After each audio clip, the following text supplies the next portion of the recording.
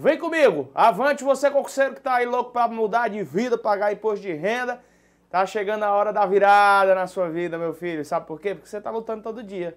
Tá difícil? Pronto, é show quando tá difícil. Tá complicado? Estão jogando pedra? Tá no caminho então.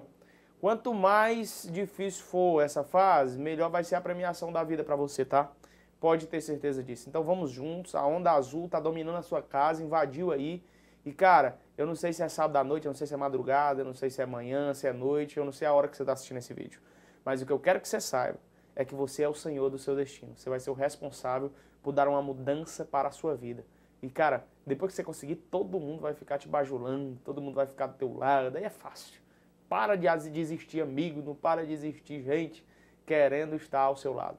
Mas a fase agora para você viver é essa, a da luta. Deixa que joguem pedra. Só vão jogar pedra em árvore que realmente dá fruto, beleza? Então vamos produzir? Vamos para serviço público aqui, ó.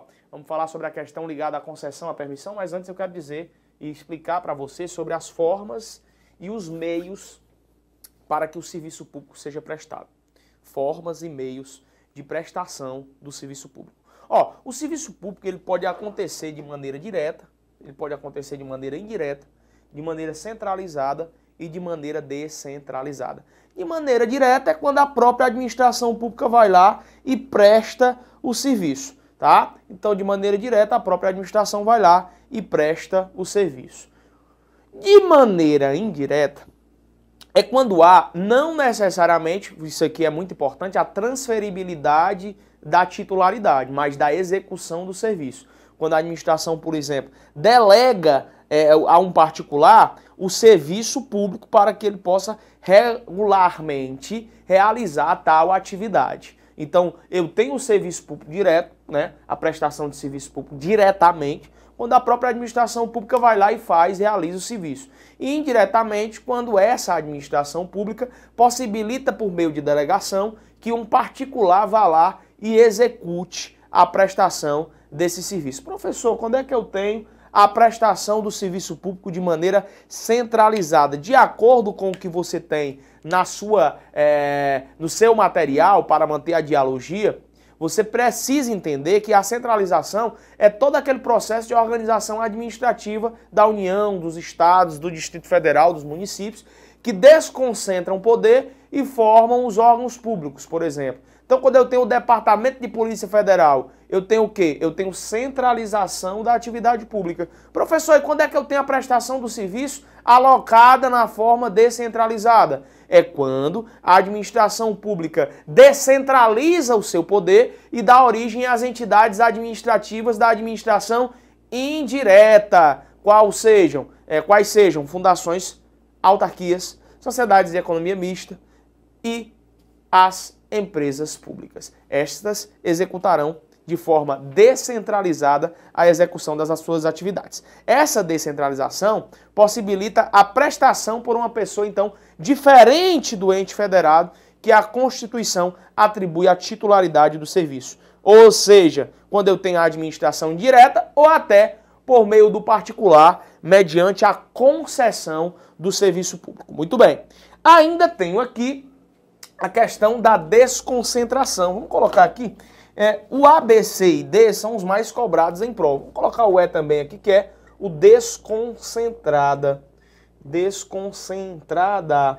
Aqui é quando eu tenho a possibilidade de ramificar o meu poder, possibilitando, ó, que eu abra os meus braços aqui e diga que, ó, ajuda aí do lado esquerdo e, pô, segura as pontas do lado direito. É como se eu dissesse justamente que um órgão público vai ser criado no intuito de realizar aquela devida atividade, sendo parte integrante do todo. Então, tudo isso aqui, direta, indireta, centralizada, descentralizada, desconcentrada, são formas de atuação do exercício dos serviços públicos na administração pública do Brasil. Beleza pura? Show? Ok, ok. Agora eu quero que você venha comigo para que nós analisemos os aspectos inerentes à concessão e à permissão do serviço público, que indiscutivelmente, no que diz respeito à prestação do serviço público, tem sido um dos mais presentes tópicos nos concursos públicos, nas questões de direito administrativo, quando o tema é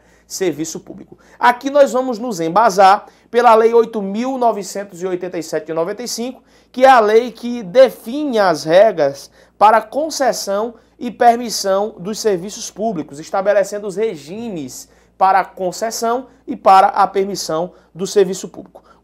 Quais são as reais diferenças, embasadas aqui pelo artigo 2º, inciso 2, da Lei 8.987 de 95, entre concessão e permissão do serviço público? Então, com base, eu estou aqui, você está no seu material também, com o artigo 2º, inciso 2, da Lei 8.987, nós temos o seguinte, a definição, primeiro passo, o que é concessão de serviço público? De acordo com a lei, concessão de serviço público é o contrato administrativo por meio do qual o Estado transfere a uma pessoa jurídica ou a um consórcio de empresas, mediante licitação na modalidade de concorrência, a prestação de um serviço público e o contratado aceita prestá-lo em seu nome, por sua conta e risco e por prazo determinado, sendo remunerado por tarifa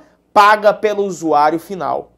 Se você avança na leitura do artigo 2º e chega aqui no inciso 4, você vê agora não mais a concessão, a definição sim de permissão.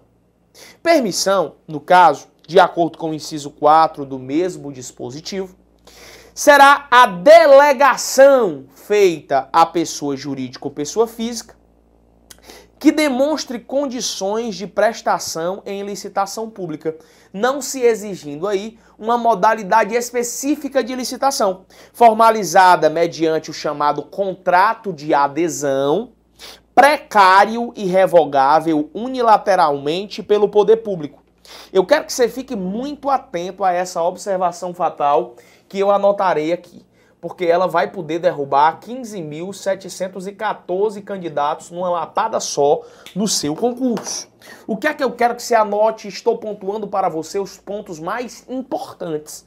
Não quero falar muito, você não está na faculdade de Direito. Então venha comigo. O que é que a gente tem aqui como importante? Existem dois tipos de permissão, tá? Dois tipos de permissão.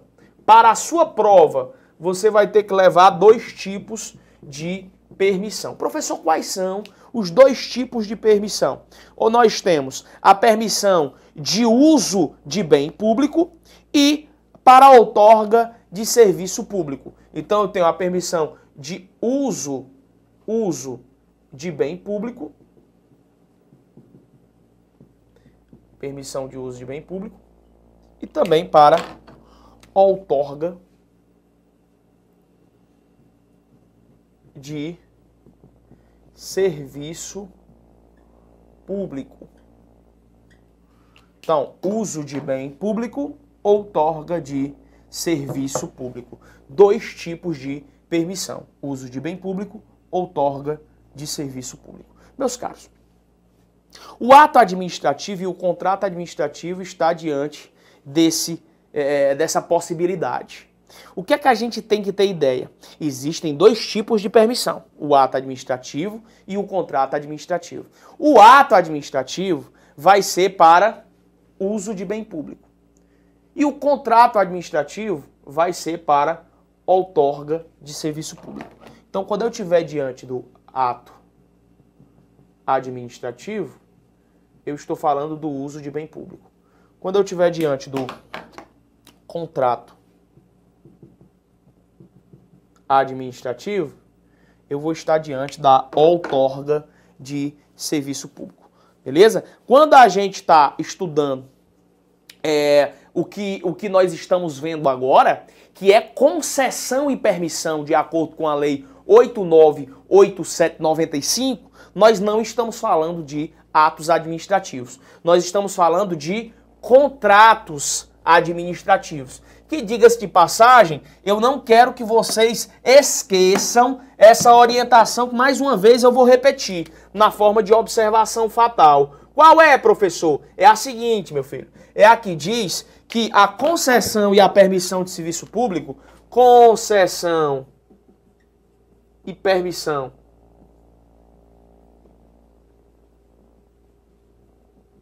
de serviço público são formas de contrato administrativo. Formas de contrato administrativo. São formas de contrato administrativo. Inclusive possuindo as chamadas cláusulas exorbitantes, que permitem a rescisão unilateral do contrato por parte da administração pública, já que aqui eu, como administração pública, avoco o princípio da supremacia do interesse público em relação ao interesse meramente individual. Olha esse quadrinho que eu montei para vocês aqui, que bacana. Esse quadrinho eu tenho aqui as principais diferenças entre a concessão e a permissão. A concessão, ela é outorgada à pessoa jurídica ou consórcio de empresas. Então, quando a tua prova falar, né, cara, em concessão, tu vai lembrar, quem vai estar envolvido, professor, vai ser uma pessoa jurídica ou um conjunto de pessoas jurídicas. Beleza. Já a permissão, ela vai envolver tanto a pessoa jurídica como a pessoa física.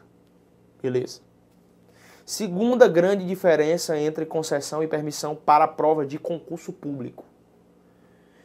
A concessão permite que eu tenha um contrato chamado de estável. Ou seja, um contrato estável é aquele que somente se desfaz em casos estabelecidos previamente pela lei. Em outros casos, não. Já diante da permissão, teremos um contrato precário. Teremos um contrato que poderá ser revogado unilateralmente pelo poder concedente. Então, enquanto aqui na concessão eu tenho um contrato estável, na permissão eu tenho um contrato precário que poderá ser revogado unilateralmente pelo poder concedente. Na concessão, eu tenho que ter obrigatoriamente uma modalidade de licitação a ser aplicada, que vai ser a modalidade de licitação chamada de concorrência. Já na permissão, eu não preciso necessariamente especificamente da concorrência ou da tomada de preço ou do convite. Não há, então, uma modalidade específica de licitação pública. Agora você é quem vai ter que assumir esse negócio. Você tem que pegar esse quadrinho aqui, colocar numa folha de papel A4, a subdivisão, meu filho, e ficar na hora do almoço, na hora da janta, quando estiver namorando com o namorado ou com a namorada, dando aquela analisadazinha, para não esquecer a diferença entre concessão e permissão. Aí é contigo. Segura esse negócio. Quando a gente tem aqui a última grande diferenciação para fins de concurso, eu chego na análise da concessão, especificando que aqui a delegação de serviço é de maior vulto, é de maior complexidade, é de maior gabarito. Então aqui na concessão eu falo de contratos administrativos de maior repercussão complexa, de maior vulto econômico. Grandes investimentos, então, estão aqui inseridos na concessão. Professor, e a permissão? Já a permissão, ela acontecerá diante do cenário de delegação de serviços que sejam mais simples, que não sejam tão complexos, que não sejam tão exigíveis economicamente do poder público. Então, meu amigo, uma das partes mais importantes, indiscutivelmente, desse bloco aqui, é tentar te fazer analisar que há uma diferença muito importante entre concessão de serviço e permissão de serviço público. Mas ambas as estruturações constituem-se em contrato administrativo. Por isso que quando a gente analisa aqui essas formas de permissão, as que nós estamos estudando são essas, ó, para a outorga de serviço público, onde nós temos o contrato administrativo. Eu não digo que é ato administrativo para uso de bem público. Então, pelo amor de Deus, não se esqueça disso. Se você quiser copiar, não. Na verdade, você tem que copiar, cara. Porque essas aqui são as diferenças que eu montei analisando a Banca CESP, analisando a Fundação Carlos Chagas, a ESAF, a SES Gran Rio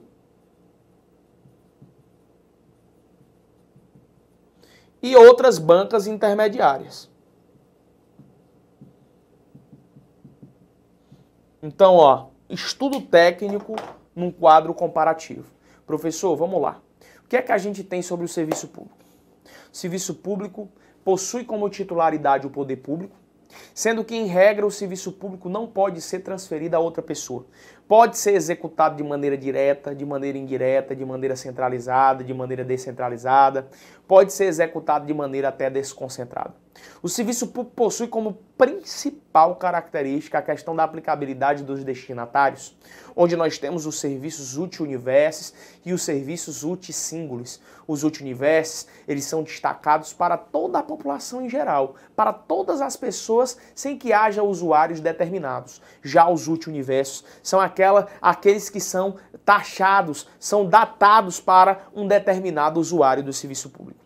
Destaco, dentre muitas outras jurisprudências, a título de resumex nesse momento, que você tem que entender uma das mais basilares, um dos mais basilares princípios que regem os serviços públicos, requisitos que regem os serviços públicos. E aqui eu tenho o princípio da continuidade do serviço público. No princípio da continuidade do serviço público, eu trago à baila duas orientações jurisprudenciais. Eu trago as orientações jurisprudenciais do próprio Superior Tribunal de Justiça. O STJ determinou que é cabível, sim, como exceção à regra, a suspensão do fornecimento de energia elétrica pela companhia de energia do usuário de serviço público, possibilitando a suspensão da energia do usuário de serviço público, no caso de inadimplemento e desde que a empresa de energia elétrica tenha avisado previamente ao usuário do serviço público. Em contrapartida, entretanto, todavia, contudo, não é possível que haja a suspensão desse fornecimento de energia elétrica no caso de serviços essenciais, como, por exemplo, escolas, hospitais, dentre outros aí análogos. Beleza? Vem comigo aqui, vamos dar uma analisada aqui nessa questãozinha que aparece aqui. Vamos lá? A questão diz o seguinte: uma das principais diferenças entre concessão e permissão, vamos lá? Então, calma. Concessão e permissão é que a primeira, ou seja, a concessão, possui como sujeito apenas as pessoas físicas. E a segunda, ou seja, permissão, as pessoas físicas e jurídicas. Vem bem para cá, ó. Concessão outorgada a pessoas jurídicas ou concessionária de empresas. Eu não falo nem de pessoa física. Já a permissão, eu falo de pessoa jurídica e de pessoa física. Meu filho, então essa questãozinha aqui que você acabou de ver e que também está aí no seu material, está errada. Olha, foi um grande prazer estar com você no curso de Direito Administrativo. A ideia que nós tivemos nesse curso foi de flexibilizar o seu estudo. Nem tudo que está no edital aparece na prova. Então eu tentei trazer aqui a minha visão como concurseiro, como concursando, como concursado, como batalhador, como eu sei que você é, já que a gente está na mesma praia, eu não sou melhor do que você.